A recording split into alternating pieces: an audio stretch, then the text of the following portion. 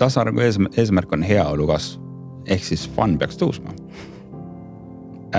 Üks tasarengu peamisi poliitika soovitusi on baasvajadused. Baasvajadusi on lihtne rahastada, kui me tegeleme liigkasumiga. Ehk siis, et ei ole, ühiskond ei ole õiglane, et kui samal ajal, kui Euribori intress nõrgestab madalat ja keskklassi, siis pankurid võtavad lihtsalt 200-300 miljonit eurot kasumit välja.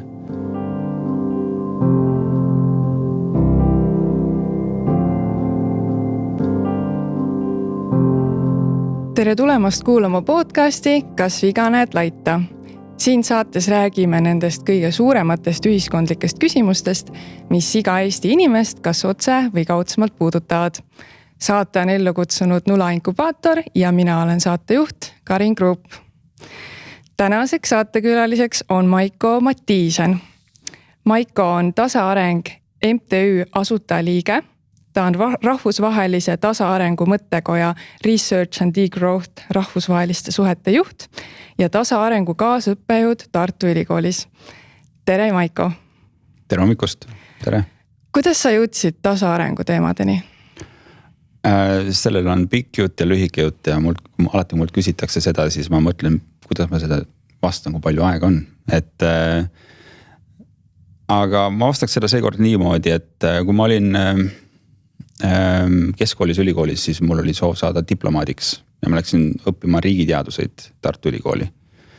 Ja üpris kiirelt ma märkasin, et muud asjad elus on ägedamad. Võib-olla oli see 90-ndatest selline äri ja kapitalismi mõjud, aga mulle hullult meeldis see idee, et ma lähen Ühendriikidesse raamatuid müüma.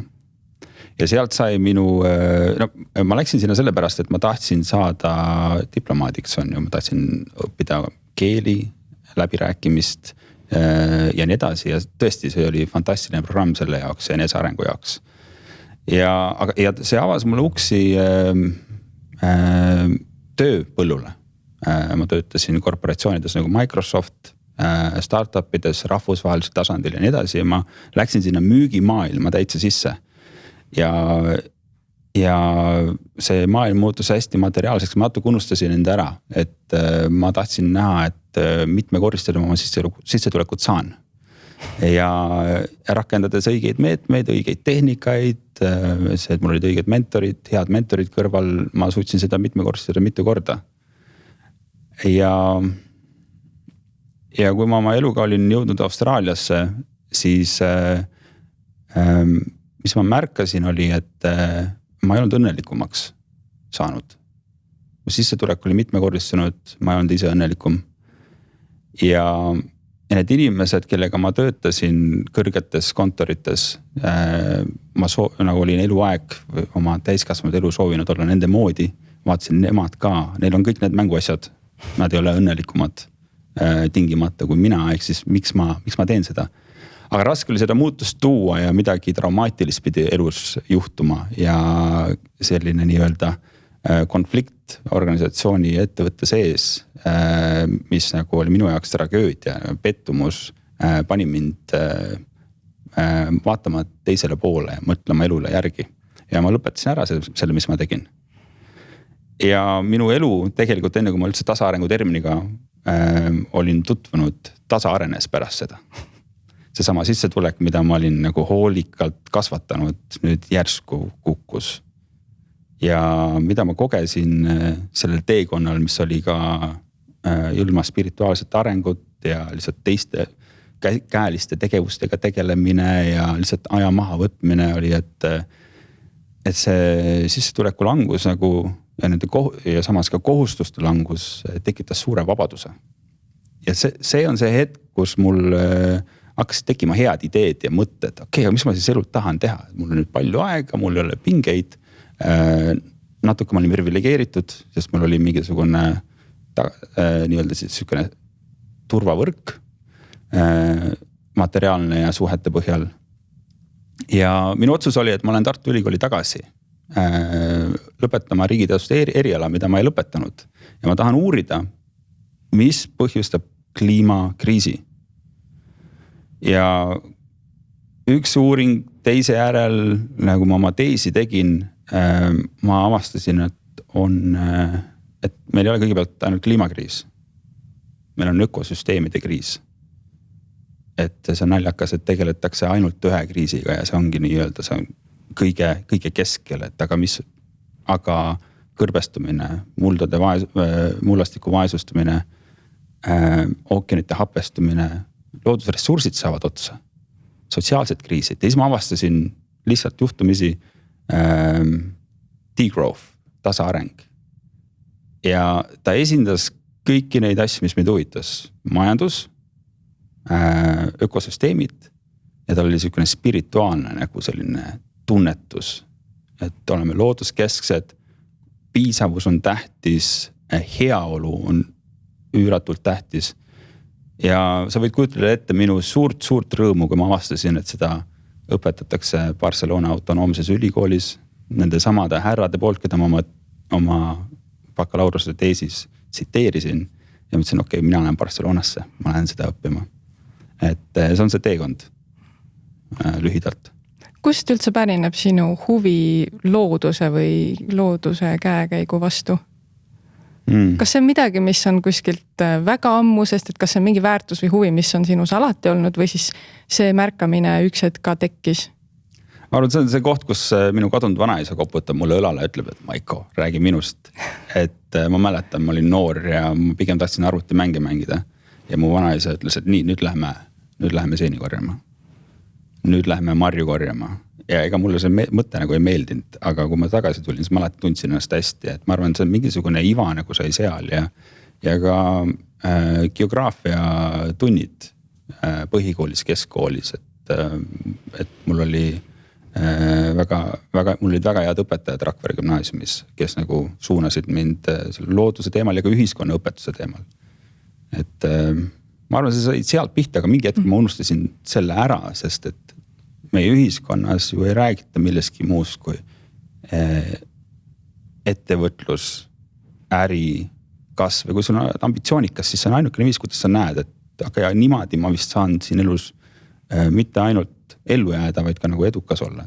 See on huvitav, et minu huvi kliima või üldse looduse käekäigu vastu on üpriski sarnase päritoluga, et ta ka seostub vanavanematega ja just sellise kasvatusega kuidagi, et loodusõpetuse tunnid kuidagi olid põnevamad, praktilisemad ja sain ka hästi palju aega looduses veeta, et äkki see seos on ka selline, et meie vanavanemate põlvkond tegelikult elaski natuke lähemal loodusel, natuke sellist lihtsamat elu ja tegelikult nende meelelahutus päris paljugi oligi metsas seenel käimine. Võimalik, aga eks me näeme ka, et kui me saame vanemateks, et siis me ise avastame, kes avastab aianduse enda jaoks ja nii edasi, et see... Ma mäletan veel endal oli siuke olukord, et ma arvan kuskil 7 aastat tagasi, võib-olla rohkem, 8. Ma vaatasin neid emasid ja vanaemasid ja vanaisasid, kes jaksasid marju korjata ja moosi keeta. Ma olin, et kes, nagu kellel siin ilmas on nagu viitsimist tegeleda nii igav asjaga. Mõned aastad hiljem, siin ma nüüd olen, korjan marju, teen moose ja ma olen üliõnnelik selle üle.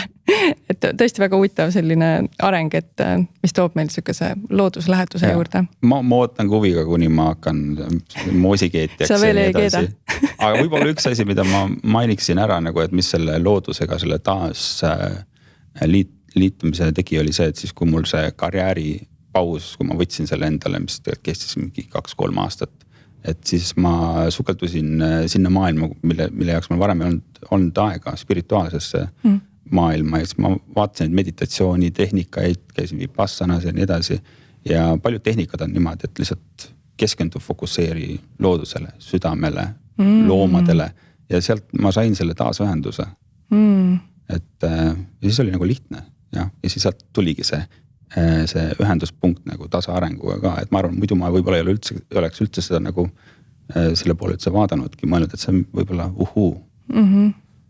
Mis on üldse tasaareng? No tasaareng Tasaarengu jaoks Tartu Ülikoolis me anname 9 tundi kontaktõpet, aga ma proovin seda erinevate vaatenurkade alt selgitada, et kõigepealt on elustiil, ta on eluviis, mida domineerib paradigma muutus, ehk siis see mõtteviisi muutus eemale naabrist parem, eemale sellest, et majanduskasv on see ainukene asi, mis toob heaolu, et kui me nagu mõtleme kollektiivselt, mis otsuseid me oma ühiskonnas teeme. Ja suundumus selle poole, et mis tegelikult tagab heaolu, millised tegevusvaldkonnad, millised otsustamisprotsessid, hoolitseb selle eest, et võimalikult paljudel inimestel oleks võrdne platvorm selles elus, nagu õiglane platvorm, garanteerida enda heaolu. See on nagu üks viis, kuidas selgitada tasaarengut. Teine viis seda selgitada on see, et me oleme nüüd tänu siis esivanemate leiutisele kapitalistlikule majandussüsteemile inimkonda arendanud sajandeid ja sajandeid ja sajandeid. Nüüd me oleme jõudnud kohta, kus see süsteem, neoliberalistlik kapitalism enam ei ole kahjuks jätkusuutlik. Et kahjuks või õnneks, ma võtan selle kahjuksit, võib ära lõigata. Sellepärast, et see tekitab ka hästi palju ebavõrdsust. Aga me oleme jõudnud 21. sajandisse, kus ta enam ei mahu ökosüsteemi, selline tegutsemise enam ei mahu ökosüsteemidega ruumi ära. Ehk siis me peame liikuma postkapitalismi. Ja selleks on nüüd vaja see SKP, ehk siis see mõõdik, mis tegelikult mõõdab, kui palju me hävitame loodust. Meil on vaja see tuua allapoole meie majandusmahtu ja võib-olla üldse unustada see SKP ära. Ja me leidma uue platoo. Ja nüüd, kuidas seda teha, et eks me jõuame sellest täna rääkida ka, aga et mõned alguspunktid on see, et need, kes tarbivad kõige rohkem, peavad leidma endale selle uue piisavustasandi. See annab ressurssi kõikidele kodanikele üle maailma nii-öelda siis avastada parem heaolu enda jaoks. Aga mis värk selle SKP-ga on või miks see meile nii tähtis on? No SKP leiutati Simon Kuznetsi poolt teise maailmasõja ajal, kui ma ei eksi. Ja seda oli vaja selleks, et mõõta, kuidas majandusel läheb, kas suudab sõda finantseerida. Ja Simon Kuznets ütles, et palun ärge mõõtke heaolu sellega. Aga sellest sai selline dominantne mõõdik Ühendriikides ja siis kõik riigid hakkasid seda kasutama. Mingi hetk poliitikud avastasid, et valijatele meeldib seda vaadata ja siis nad hakkasid seda SKP 3-4-5% graafikut näitama meile seal 60-ndatel, 70-ndatel, et näed, SKP tõuseb, rikkus riigis tõuseb, järelikult heaolu kasvab ka. Aga kui me vaatame graafikuid alates 1980 algusest, siis graafikud näitavad, et SKP kasvuga globaalselt on rikkus tekkinud juurde, sissetulek tekkinud juurde ainult edukama nii-öelda siis ühiskonna kõige rikkamale 10%. Et see ei pea paika enam, et see on hooks. Ehk siis SKP on justkui meie mingi lootuse sümbol, et number kasvab ja siis minu usk heasse tulevikku ka kasvab. Absoluutselt, et ta on vale usk. Et mida me isegi ütleme nii, et kui kunagi manipuleerivalt võib olla seda ühiskonnale müüdi, siis enam seda ei pea tegema, me kõik usume seda. Rääkides nüüd sellest, et sa mainisid, et tasaareng on seotud elustiiliga. Ma usun, et paljud inimesed märkavad, et me ikkagi päris palju juba muudame oma elustiili, et kliimakriisiga ju tegeletakse juba palju ja väidetakse ka, et kõik lahendused on tegelikult juba olemas. Nii palju raha juba suunatakse selle probleemiga tegelemiseks. Näed, söömegi juba vegan toitu, autoga ei sõida, ostame kaltsukast riideid ja tegelikult kõik saab ju korda. Ja riigidki on kokku tulnud ja aktiivselt tegelevad maailma roheliseks muutmisega. Ja muretsemiseks tegelikult pole enam põhjust. Et kas see on siis tasaareng? Ei ole, et muretsemiseks on igati põhjust, nagu ma varem mainisin, kliimakriis, see on 1 6, 7, 8 kriisist. Me lahendame selle ära, loodetavasti tuleb uus. Ja teine asi, samal ajal kui me teeme kõike seda, siis ebavõrdsus kasvab. Tasaarengu poliitikad, need ideed ja mõtted ja nii-öelda liitlas suundade mõtted hoolitsevad selle eest, et kui me kohaneme nüüd selle ökosüsteemide kriisiga ja me nagu haldame seda, et me teeme seda niimoodi, et oleks õiglane kõigi jaoks. Praeguste poliitikasuundadega, et me näeme, mis Ühendriikides toimub, mis väga vanades kapitalistlikes riikides toimub, mis ei ole nagu ennast moderniseerinud või reformeerinud. See ebavõrdsus suureneb väga kiirelt. Kas sa tahad siis väita, et rohepööre ei päästagi meid siis sellisest ökoloogilisest kriisist? Absoluutselt muidugi mitte. Et, aga ma ei ole rohepöörde selles mõttes kriitik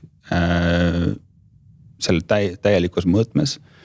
Rohepööre on üks kõige julgemaid samme, mis on tehtud inimühiskonna ajaloos. Euroopa Liit on nagu suurtes majandustes kõige seni näitab, et on kõige progressiivsem. Ta on võtnud need sammud, et aga tal on, aga selles rohepöördes on 2 probleemi. Ta eeldab, et majandus peab samal ajal kasvama. See on see tasaarengu kriitika. Kui me soovime viia kõik, see on selline populaarne näide, kui me soovime diiselmootorid viia kõik patareide ja taastuvenergia peale, me peame 50 korda rohkem kaevandama erinevaid väärismetalle, haruldasi muldmetalle. See maht, nagu, kuidas see loodus sealt kõik läbi käib, selleks, et seda kasvu finantseerida, see lihtsalt ei mahu ära. Ja sellepärast ta ei ole realistlik ja muidugi ka, mis Brüsselis räägitakse, on see, et kuidas tuua nüüd sinna rohepöördesse sotsiaalseid väärtuseid. Sest et selle peale seal nagu ka väga palju ei mõelda. Et üldiselt ma tulen sellisest kohast, et kuidas ma mõtlen, et nii kaua, kuni süsteem toimib nii, nagu ta toimib, kus valijaid mõjutavad ja poliitikuid mõjutavad need, kellel on kõige rohkem raha. See ongi kapitalistliku süsteemi omapära. Mõni kutsub seda plutokraatiaks. Nii kaua on meil väga keeruline teha õiglaseid otsuseid ökosüsteemide jaoks ja ühiskonna jaoks. Ja kui me neid alusstruktuure, neid juurprobleeme ei muuda, siis meil on rohepesu. Ma arvan, et ma olen kokku puutunud ka mitme sellise ütlusega, et aga mu pere elab ju ühel ja teisel pool maakera. Et kahjuks mul ei ole võimalik lennukiga reisimisest loobuda, et ma pean lihtsalt ootama, et tulevad kliimaneutraalsed lennukid. Et kui palju me saame loota tehnoloogiale, siis et see tegelikult aitab meil tasaareneda? Üks selline müüt on, et kas tasaareng on tehnofoobne, et ei ole. Et muidugi tehnoloogial on tähtis osa sellest lahendusest, mida me otsime. Kuid poliitilist ja sotsiaalset probleemi ei saa lahendada tehnoloogiliste probleemidega üksi. Samamoodi nagu poliitiliste lahendustega me ei saa tehnoloogiat väga palju parandada. Et jah, et põhimõtteliselt, et see inimene, kes siis tahab lennata kuna ta perekond on Austraalias ja tal on vaja näha neid 3 korda aastas, et see on igaühe tegelikult individuaalne ja subjektiivne otsus. Noh, mina lendaks võib-olla jääks sinna siis 2 kuuks. Et me saame igalt poolt nagu hakata seda limiteerima, aga noh, lennunduse puhul nagu ei ole seda innovatsiooni niipea nagu tulemas ka. Kui me räägime sellest, et me peame hakkama oma elustiiliga kuidagi tagasi tõmbuma selleks, et suuta siis planeedi piirides püsida, siis võib päris kiiresti tekkida hirm, et kas see tähendab siis, et me lähemegi kuidagi vaesusesse, et hakkame virelema, saame vähem teha, vähem funnida. Kuidas sellega lood on? Tasaarengu eesmärk on heaolu kasv, ehk siis fun peaks tõusma.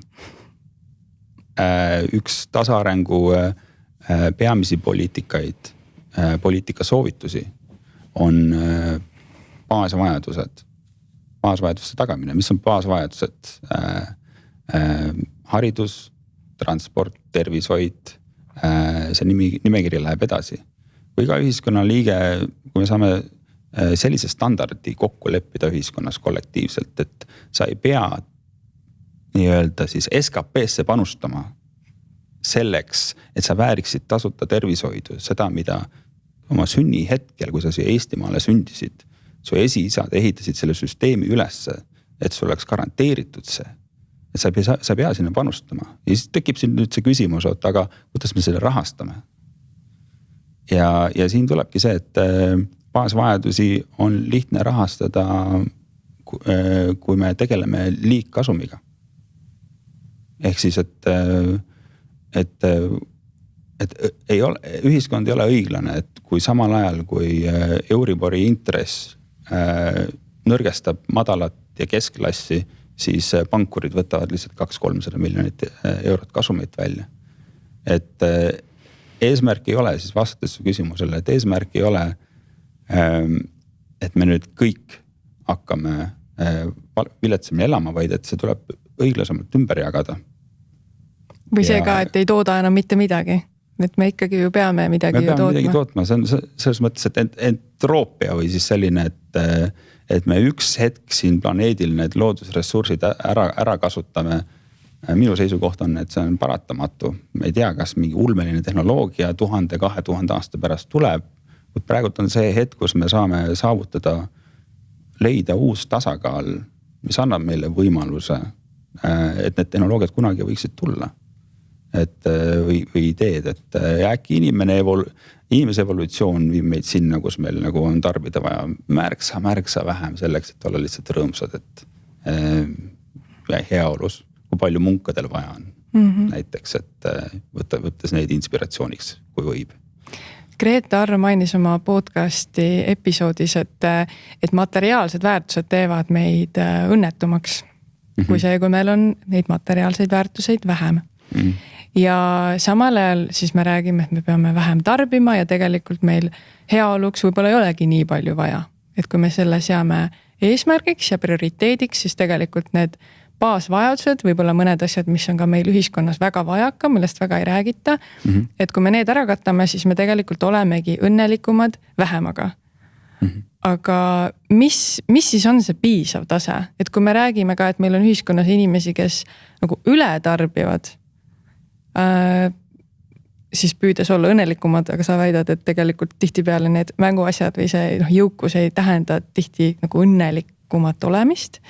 Et kus see piir läheb, et mis on piisavalt? Ja, see on mõnes mõttes on see keeruline küsimus, aga kui me nagu seda tasakaalu üritame leida, siis nende vahel, no ütleme nii, et üks ühiskonnagrupp, kas siis mingitel põhjustel, kas see, kuidas nad üles kasvasid või et kuidas nad siia maailma tulid, on ambitsioonikamad ja ettevõtlikumad. Ja siis on teine ühiskonnagrupp, kes võib-olla on, ma ei tea, introvertsemad, rahulikumad. Praegune süsteem, ma ütleks, annab nagu privileegid rohkem nagu sellele esimesele grupile. Soosib ühte gruppi rohkem. Soosib ühte gruppi on ju, et ma ei tahaks nende tiibu kärpida. ma ise tulen selle ettevõtluse taustaga, et ma arvan, et paljud ettevõtjad nii-öelda, mõni võib kutsuda neid nagu kapitalistideks, on tegelikult tublid inimesed. Nad tahavad head, kuid see on ainukene viis, kuidas nad näevad, et maailma head saab tuua, on see, et kui ma teen järgmise unicorni, et järgmise miljardi äribusiness, siis ma teen ägeda teenuse. Lihtsalt ei tea teistmoodi. Ja, aga nende tiibu ei peaks kärpima sellega, et ma võtan sult nüüd kõik ära. Et sa peame võrdsustama siin nendega, kes nagu, nende laiskadega. Et kusagil on see koht, et kus kodaniku palka näiteks pakutakse, ma ei ole suur kodaniku palga pooldaja, aga et selle inimesel võiks olla piisavalt, võiks olla nii palju, et ta lihtsalt baasvajadused kaetud. Ja siis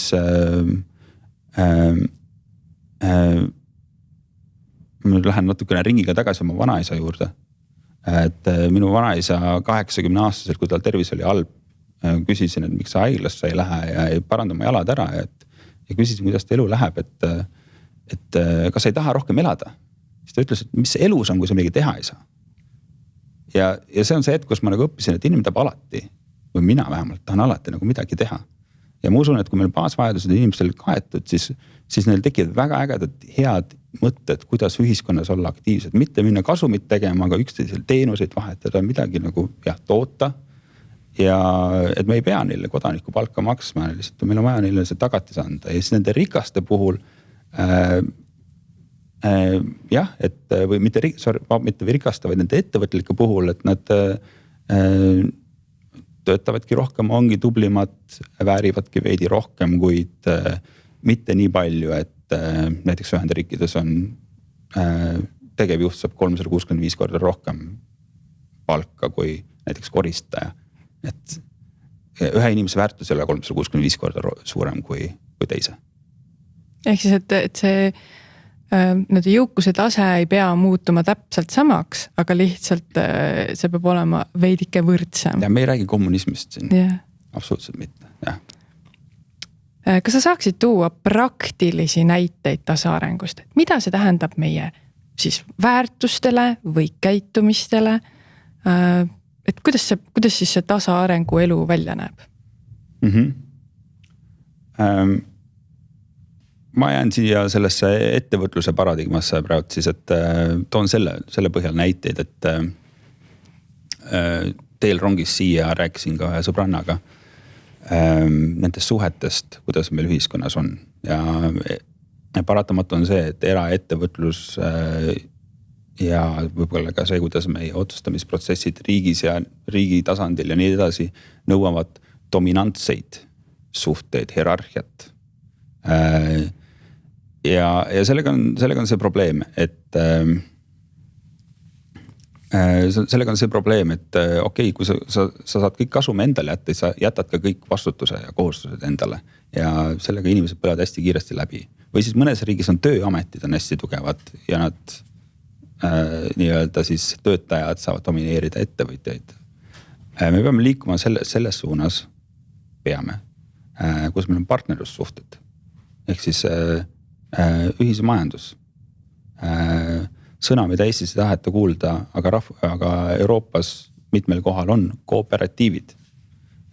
Suurepärased näited on näiteks Mondragon Baskimaal, Põhja-Hispaanias, mis on kooperatiivide korporatsioon, kus tegu on põhimõtteliselt ühistuga. Ühistuga, kus inimesed tulevad kokku, tegutsevad erinevates valdkondades, aga valdkonnapõhiselt nad moodustavad kollektiive, kus nad võrdselt vastutavad, võrdselt panustavad ja võrdselt nii-öelda võtavad dividende välja. Ja neil on jagatud ära ka neil on oma laenuühistud seal, neil on oma haridussüsteemid ja nii edasi. Ja tegu on partnerlussuhetega. Ma tulen Eesti tasandile. Üleeile meil toimus tasaarengu organisatsiooni lugemisklubi ja üks üllatuskülaline oli Eesti ettevõtja, väikeettevõtja. Tal on oma osaühing ja siis ta rääkis sellest, et ma olen kogu aeg mõelnud nii nagu teie. Aga ma ei teadnud, et tihti meie juurde tulevad inimesed Eestis. Ma olen kogu aeg mõelnud nii, ma tean, et selle nimi on tasaareng. Ja tema rääkis näites, kuidas, ja tervitus Laurile, tema rääkis näiteid sellest, kuidas tema ja siis siuksed juhututtavad erasektorist on loonud sellise mitteametliku, mittejuriidilise kokkuleppe, et ükskõik millal on kellelgi abi vaja, nad aitavad üksteist. Ja nad ei ole isegi kõik tarneahelas omavahel seotud. Et sul võib olla osaühing, sa võid olla nii-öelda ettevõtja, aga sa saad kasutada partnerlussuhteid ja ühistuid. Ja ta ütleski, et üks suurim vabadus, üks suurim asi, mis ta sellest on saavutanud, on vabadus. Ta teab, et ta on tagala. Tal on need teised ettevõtjad, kes ükskõik mis nad tulevad tal appi, siis kui ta hädas on. Et see on üks näide. Neid näiteid on hästi palju, et ma ei tea, kas meil on aega, et nendest kõikidest rääkida. Võtame aega, et kui on keegi, kes ei ole ettevõtja, täiesti, ma ei tea, käib riigitööl näiteks ja elabki siukest igapäevast armast elu, et kuidas see siis tema elu kuidagi mõjutaks? Alustades ka väga lihtsatest asjadest, kas me siis tõesti, ma ei tea, sööme vegantoitu edasi või millega me sõidame. Need on need lihtsad näited. Ja no tõesti, et taimsel toidul on väga, väga palju madalam jalajälg kui loomsel toidul. Ma olen koostöös Estvatšiga teinud raporti sel teemal, et ükskõik, kas me räägime klimaatilisest jalajäljest või veekasutusest ja nii edasi, igal ühel meist on võimalus teha see otsus, kas ma vähendan oma loomse toidu tarbimist või mitte. Ja riigi tasandil saab luua poliitikaid ja see on üks tasaarengu keskseid poliitika soovitusi. Kõik, mis reostavad ja hävitavad ökosüsteeme nagu rohkem kui teised, need tuleb maksustada. Samamoodi ka kõik, mis rikuvad ühiskonda. Räägime näiteks kasiinodest ja nii edasi sarnastest tööstusest, et need tegevust nagu mitte nagu keelata, aga maksustada, reguleerida ja vastupidi, kõik, mis toetavad, tuleks kollektiivselt otsustada demokraatlikult, mis on need, mis toetavad ja mis on need, mis hävitavad ja siis selle põhjal reguleerida. Et et see on nagu lihti nii-öelda keskmise inimese tasandil. Kas me mõnes tegevuses siis praegu toetame või kuidas me toetame neid kahjulikke tegevusi? Kas oskad siin ka mõne näite tuua? Euroopa see põllumajanduspoliitika, võib öelda isegi Euroopa Liidu suur osa eelarvest läheb põllumajanduse subsideerimiseks.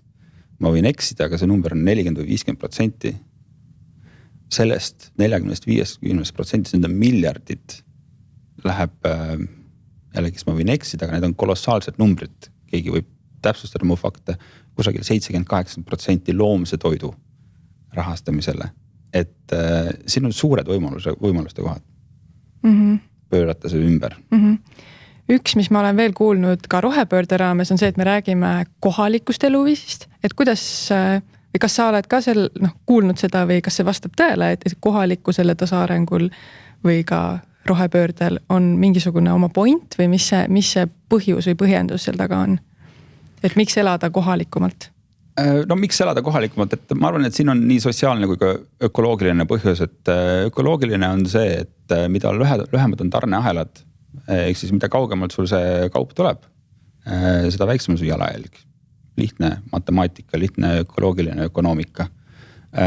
Teine osa on, et ma usun, et selle kohalikuse termini all on kogukond. Ja see koos tegemise vaib, koos otsustamine, juure tasandil päris demokraatia praktiseerimine, kogukonnas koos kokku tulemine, aru saamine, et kuidas otsustusprotsessi teha, aga samas neil peab ka olema võimalus riigi tasandil mõjutada, et see demokraatia on jällegi väga keskne osa tasaarengust. Sa juba rääkisid natukene mõnest poliitika soovitusest või siuksest lähenemisest, et kas on veel mingisuguseid näiteid, mis kuidagi panevad mõistma või aru saama rohkem, mis see tasaareng endast kujutab. Ma olen kuulnud päris palju näiteid just kuidagi töö organiseerimise osas, et sa rääkisid juba sellisest partnerlusest, aga et kas midagi on veel? Jah, poliitikasoovitused siis. No minu peas nagu on küpsenud mingisugused kindlad poliitikasoovitused, mis otseselt nagu ei paista, et adresseerivad ökosüsteeme, vaid aga see on ka see tasaarengu point või isegi poliitökoloogia point, et selleks, et adresseerida ökosüsteemide probleeme, peame adresseerima sotsiaalseid ja poliitilisi probleeme. Nii, esimene asi, ja see on see, mis ma ise kogesin, esimene asi, väga populaarne poliitikasoovitus on 4-päevane töönädal. Ja sellele lisanduv ja sellest kasu saab töö jagamine. See üks konkreetne poliitikasoovitus teeb mitu asja. Kõigepealt ta vabastab kodanikul nädalas 1 päeva. Selleks, et puhata, selleks, et mõelda, mida ta tegelikult elult tahab, selleks, et oma perega aega veeta, oma hobidega tegeleda, aga ka selleks, et kui tal see ruum tekib mõtete jaoks, et tal on aega nüüd ka osaleda ühiskonna juhtimisprotsessides, kui nii-öelda seda vääriv kodanik. Ja teine asi on see, et ja seda on testitud mitmel pool, Microsoft, Jaapan, isegi Pipedrive Eestis ja mõnes kohas tulemused ütlevad, et tegelikult produktiivsus kasvab, aga nii-öelda see otsene nagu mõju käibele ja nii edasi nagu ei muutu. Ehk siis see on hea mõte kõigile.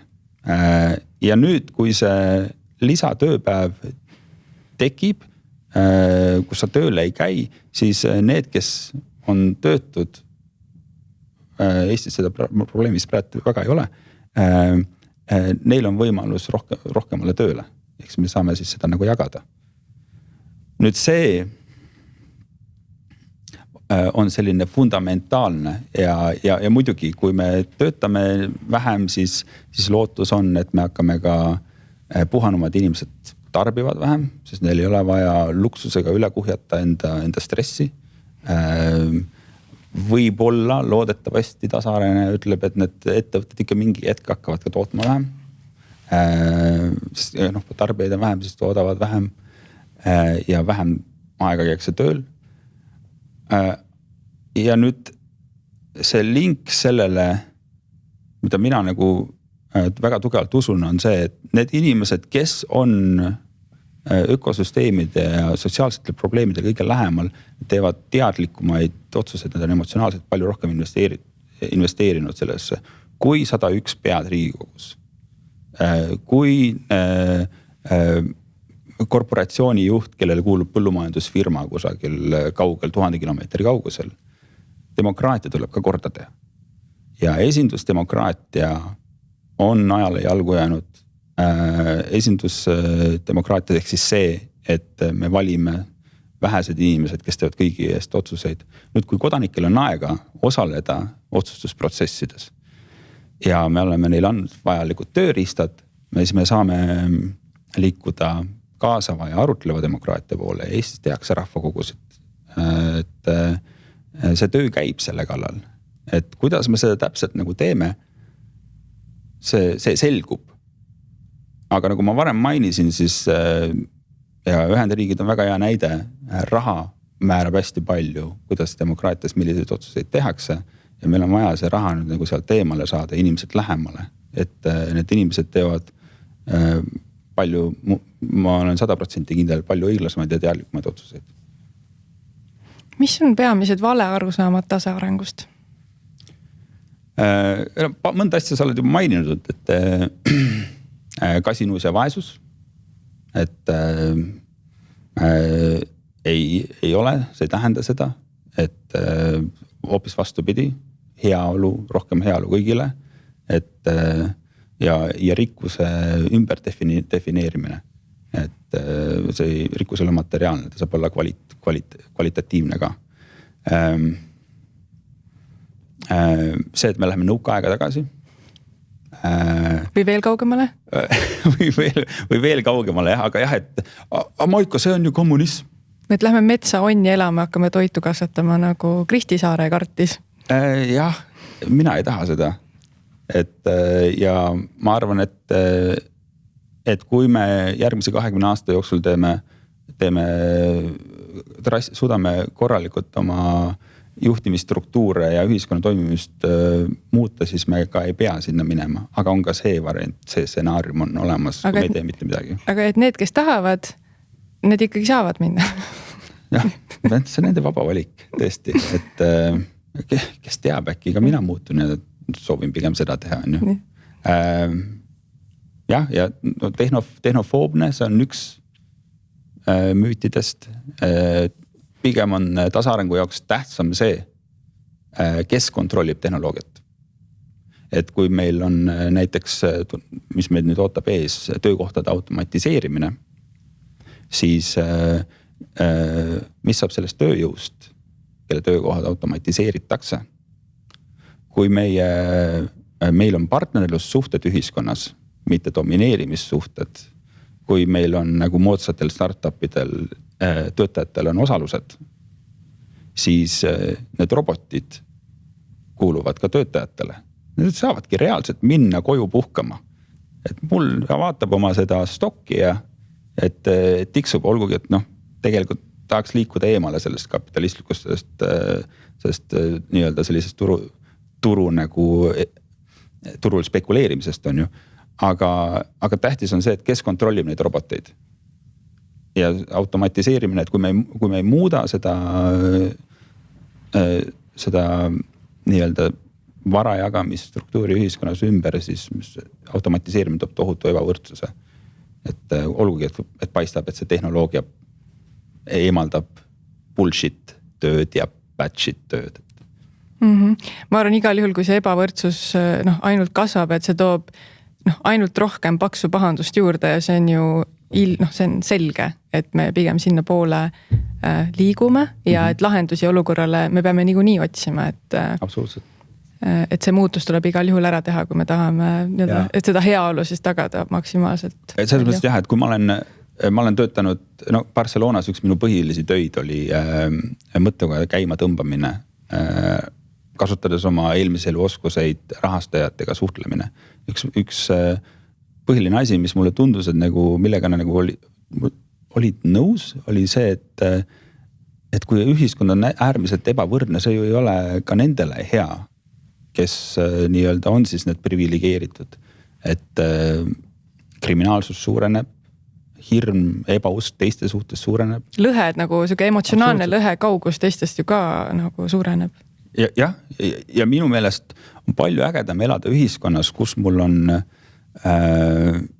tuhandeid inimesi, kellega ma saan juttu rääkida, kellel on sarnased väärtused ja nii edasi. Aga kui meil on ebavõrdne ühiskond, siis sa oled üksi seal sigariruumis, kellegi teisega jood viskit. Kuidas seostub tasaareng teiste sotsiaalsete liikumistega, nagu näiteks üleüldine keskkonnakaitse, põlisrahvaste õigused, naiste õigused, sotsiaalne õiglus üldisemalt? Tasaareng on nende kõige saarestik. Tasaareng põhimõtteliselt teine viis, kuidas teda defineerida on. Ta on teadusraamistik nendest kõikidest suundadest. Et feminism, põlisrahvad globaalsest lõunast, globaalsest põhjast, antiglobalism, keskkonnaaktivistide õiglus, marksism ja nii edasi. Et need Mattias Meltseri raamatus tuuakse väga ilusti välja 7 erinevat majanduskasvu kriitikat ja sealt need kõik nagu need ideed on kokku tulnud ja siis tasaareng on proovinud panna nad kõik ühte paketti, sest see majanduskasvust eemale liikumine on selleks, et üldse proovida lahendada ökosüsteemide probleeme, et see on kõige tähtsam küsimus sellel sajandil. Aga mis on ka tasaarengu sellised põhilised kriitikanoodid? Mitte siis nagu sellised valearusaamad, aga puudused praegu? ja need on need asjad, mida ei ole veel jõutud uurida. Paar päeva tagasi ma mainisin, meil oli lugemisklubi üritus. Me üritamegi adresseerida neid nõrkuskohti. Julgeolek. Hea küll, et soovitasin siis seda tasaarengu ühiskonda teha Eesti riigis. Vähendame majanduse kogumahtu, sellepärast, et oma ökosüsteemid balansis hoida ja globaalselt lõunat võiks mitte kiusata. Aga kuidas me siis nagu nende Vene tankide vastu seisame? See on sellele nagu keeruline vastata, aga neid vastuseid otsitakse. Mõned asjad, mis ma võin kohe siia praegu visata, on see, et koostöö liitlastega hoiab juba ressursse palju kokku, et kui me see, mida raporti autor pakkus välja, et kui me lepime kokku oma liitlastega kas NATOs või Euroopa Liidus, et me tsentraliseerime tankitootmise ühes kohas, Eestis me teeme teist asja, Lätis kolmandat ja nii edasi, et see juba hoiab kokku. Teine asi on Eestis taastades sood, teed vaenlasele edasiliikus väga keeruliseks. Et siin on nagu mõned näited. Ja samas väga tasaarengulik on meie kohustuslik sõjaväes käimine ja siis seal lugemisklubi osalejad pakkusid välja ka, aga see naistele peaks ka selle tegema nii-öelda siis vastuvõetavaks ja et sellepärast, et julgeolek on baasvajadus. Meil kõigi ühine baasvajadus. Täpselt, ja me sinna tuleks ühiselt panustada. Et julgeolek on nagu üks siuke nõrk koht, aga minu kolleegid Barcelonas said Euroopa Komisjonilt 10 miljonit eurot 5 aastaks selleks, et siis viia läbi 40-50 doktori ja postdoc tööd selleks, et kuidas siis tuua tasaarengut põhja nii-öelda globaalsesse põhja, et kuidas seda siis reaalselt rakendada, et Euroopa Komisjonil on see tellimus esitatud, vastused loodetavasti tulevad, aeg muidugi muutub kogu aeg. See on nagu üks nagu nõrkuskoht, teine on see, et ja see on tegelikult puudutab samat moodi julgeolekut, et üksi ei saa seda teha. Et üksi ühel riigil on keeruline, sellepärast, et me oleme seotud oma naabritega väga ja kõigepealt välisettevõtted lähevad meilt ära ja see, meil ei ole ka soovi muutuda Põhja-Koreaks, kes hakkab täielikult tegema, ehk siis seda tuleb teha koos teiste riikidega.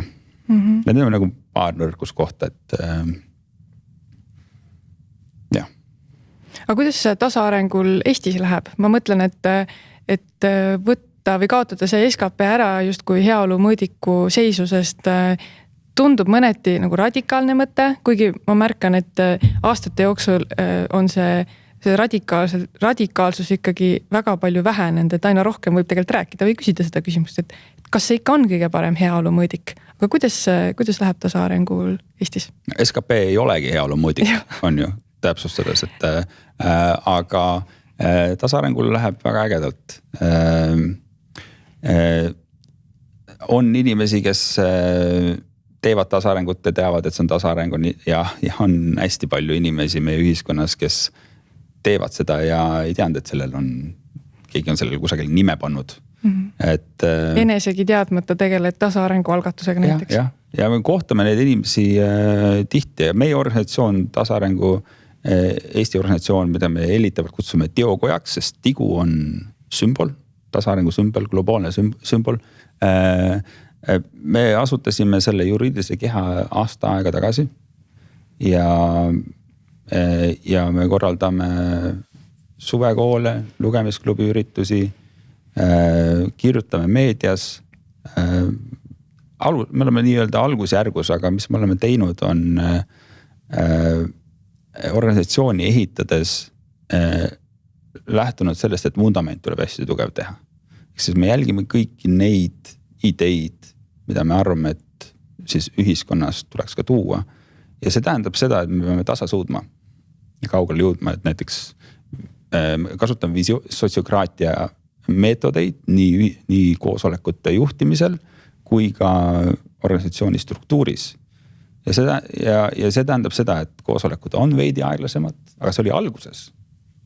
Et mulle meeldib alati öelda see, et jah, et see on veidi nagu aeglane, aga kui sa saad kõik oma kolleegid ükshaaval rahulikult läbi arutades sinuga täpselt ühisele meelele, siis sealt edasi oled nagu üks tugev rusikas, seepärast, et teil on nii sarnased väärtused ja edaspidi on lihtsam ja kiirem edasi liikuda. Ja seesama, mis ma siin varem tõin välja, et dominantsed suhted on ja mis on selle nende dominantsete suhete nagu siis meie praeguses ühiskonnas miinused, et ka need, kes on privilegeeritud, põlevad lõpuks läbi ja nad on isoleeritud ülejäänud ühiskonnast. Sotsiokraatilises mudelis ja meie nagu organisatsioonis Teokojas me hoolitseme kogu aeg selle eest, et eestvedajate või siis nii-öelda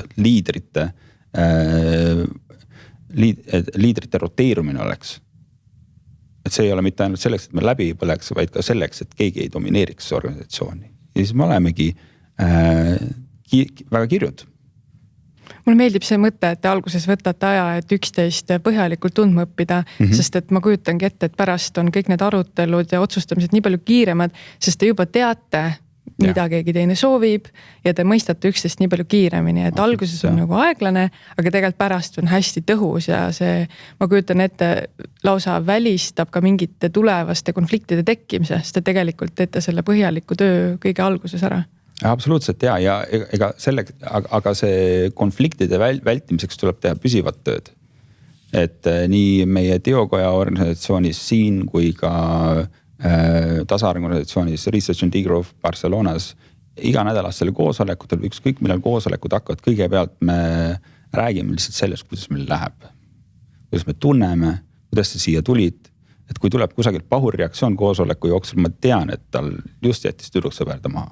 Ma annan sulle andeks, et ma tean, et see on selle pärast, et ja just see kõik see empaatia ja nii edasi, et sa lood selle sidususe oma meeskonna kaaslaste vahel. Jah, pragmaatiline aju ütleb, et meil ei ole aega selle jaoks, et või ei olegi oskusi selle jaoks tegelikult vahepeal. Seda ka, jah, aga see on seda väärt selleks, et seda organisatsiooni kultuuri hoida ja et nii-öelda siis kasutades ärimaailma termineid, et see inimeste läbikäik organisatsioonist ei oleks suur. See kõik kõlab nii hästi, mis sa räägid, et heaolu on tähtis ja tegelikult on suurem võrdsus ja on lootus ka, et isegi kui sul endal läheb hästi, siis on rõõm ka sellest, et ka teistel läheb hästi. Nii et tasaareng tundub nagu hea lahendus, vähemalt paberil. Aga kuidas seda nüüd reaalsuses rakendada? Kuidas me saame selle nii-öelda piisavalt suurel skaalal ellu kutsuda, et me saaks üldse teada, et kas see päriselt töötab ja ära õppida siis näiteks ka need sotsiokraatlikud meetodid? No sellele saab mitut viisi vastata ja mind huvitab see teema väga. Et see on väga huvitav, kuidas meie ühiskond leiab selle tee tasakaaluni ökosüsteemidega, kui siis kõigepealt, et Erik Olin Wright on üks huvitav autor, kes on toonud välja 3 erinevat strateegiat. Kas sa oled kuulnud Erik Olin Wrighti tööst? Okei, tema need erinevad strateegiad, kuidas transformatsiooni ühiskonnas läbi viia, on siis kuidas need eesti keeles nüüd olid, nii sümbiootiline, siis on inglise keeles on termin interstitial, mis on siis nagu pragude vahele ja revolutsiooniline. Sümbiootiline on reformistlik, ehk siis keegi peab töötama olemasolevate instituutidega, poliitikutega, riigistruktuuriga, et aidata läbi huvikaitse, luua poliitikat, mis loovad seda, viivad meid selle tasakaalu poole. See on selge, et see strateegia ei ole piisavalt kiire selleks, et vältida ökosüsteemide kokkukukkumist, nii nagu kasvupiiride autorid ütlevad, 20 aasta pärast on see endiselt on see aktuaalne, et need numbrid on täpsed. See on sümbiootiline, keegi peab seal toimetama. Interstitial, see pragude vahel on alternatiivide loomine. Need on need inimesed, kes teevad kusagile oma tootmiskollektiivi. Need on need teokoja liikmed, kes räägivad, kuidas me peame organisatsioone hoopis teistmoodi juhtima. Loovad alternatiive. Ja nad eralduvad tegelikult süsteemist mõnda viisi, nad võtavad sellest süsteemilt võimu ära, kuid samal ajal nad loovad ka alternatiivi, et need, kes on praeguse süsteemi need suurimad kasusaajad hakkavad vaatama, see toimib. Ja siis on kolmas, mis on revolutsiooniline, need on need mässajad ja need on need, kes soovivad purustada praegust süsteemi. Et see on kõige kiirem lahendus. Aga nii nagu me Vene revolutsioonist õppisime, et rahvas võis tahta demokraatiat, aga nad said hoopis autokraatia. Sa kunagi ei tea, mis sa sellest saad ja selle perioodi jooksul saavad nii paljud inimesed surma. Et neid strateegiaid on erinevaid, aga ka neid revolutsioonilisi jupikesi, ehk siis nagu need nii-öelda kliimanoorte liikumised või siis tehaste boikotid ja nii edasi, et need mingil tasandil ikkagi ka peaksid toimima. Ja see on nagu üks viis, kuidas sellele vastata, aga see protsess, kuidas me selle poole liigume, peaks toimuma samal ajal kõikidel tasanditel. Indiviidi tasand, kogukonna tasand, sinu vallavalitsus, meie riik, rahvusvaheline tasand ja nii edasi. Ja rõõm on tõdeda, et vähemalt tasaarengu maailmas see töö käib nendel kõikidel tasanditel. Mul on seda rõõm kuulda ja see vastus kindlasti kõnetas paljusid meie kuulajaid ja vaatajaid, kes on ise sellised, kes võib-olla tahaks midagi korda saata. Nii et mul ongi nüüd teile, head kuulajad, vaatajad, teadaanne. Nimelt, kui sa oled ise kokku puutunud mõne ühiskondliku probleemiga ja sul juba on või siis meid kuulates tekkis idee mõnest uudsest lahendusest, mille kindlasti peaks Eestis ära tegema, siis tule oma mõttega Nula inkubaatorisse. Nula on Eestis ainulaadne ühiskondlikele algatustele mõeldud inkubaator, mis on ellu kutsutud Kodanikuühiskonna Sihtkapitali ja Heateo Sihtasutuse koostöös. Programmist saad tuge, nii et saad oma algatusest luua päriselt toimiva lahenduse. Ja lõpuks on sul võimalik KÜSKilt saada ka kuni 25 000 eurot stardiraha oma algatuse käivitamiseks. Mine loe lähemalt veebilehelt nula.ee ja pane oma idee teele. Maiko, mul on sulle viimane küsimus. Mis sa sooviksid siia lõppu kõlama jätta? Et kui me ei planeeri meie riigi, meie kogukonna tasaarengut ise demokraatlikult, kui me ei võta seda ette, siis loodus teeb seda meiega. Ja see on see hetk, kui need, kes ellu jäävad, peavad minema koopasse ja see ei ole see, mis me tahame. Järgmised, mitu korda ma maininud, järgmised 20 aastat on aega teha kaine peaga, samal ajal kui metsad ei põle ümber ringi, no meil vist seda muret ei tule, on ju. Meil on tulevad teised mured. Samal ajal kui ökosüsteemid nagu ei hinga kuklasse ja toit läheb kallimaks jätkuvalt, on ju. Aga meil on võimalus teha kaine peaga otsuseid veel. Teeme ära. Aitäh selle mõtte eest ja aitäh selle põneva vestluse eest. Ma arvan, et see oli ja see mõjus paljudele inspireerivalt ja käivitavalt. Aitäh ka meie kuulajatele ja vaatajatele, et olite meiega. Kas Viga näed laita jätkab juba järgmises episoodis. Seniks aga kuulmiseni.